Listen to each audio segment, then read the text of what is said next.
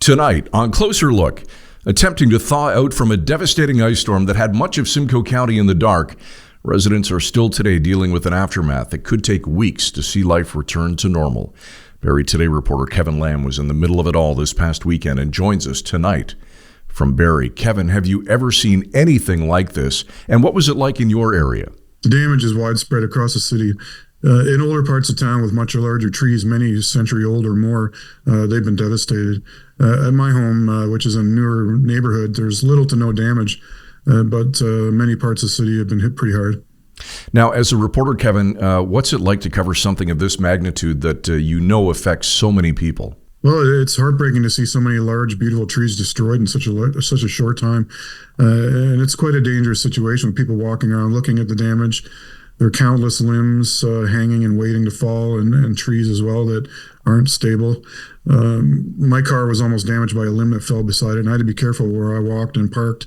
One resident was nearly injured by a falling tree. I'd captured an image of the neighbors reacting to it. People were out and about trying to clear the yards, but it's pretty dangerous for them, and they need to be really careful. Now, I know, Kevin, you've had a chance to talk to many of the people affected. What are they saying to you? I spoke to many. Some have been without power for 40 hours or more now. Many will have lost food in their refrigerators. Some have been lucky. They've had generators plugged in at their own home or from help with their neighbors who have generators to save their food. There was and is a lot of help between neighbors, which is good to see. Many had to try and work online from coffee shops and other businesses who had power in other parts of town just to try and continue doing their work and stay plugged into the internet. Yeah, and sometimes that's the silver lining, right? In these bad situations, it tends to bring out the best in some people. Okay, Kevin, you've done a good job of painting a picture for us and some of the sights and sounds, but if you can really describe the destruction, what did you see, what are you still seeing, and how bad was it? The sounds. It was strange to hear the loud cracking of limbs and crashing sounds of limbs and trees hitting the ground literally every few seconds in heavily wooded areas. The amount of ice on each limb and branch and even the little twigs, it was astounding. The weight of ice on any given tree was immense.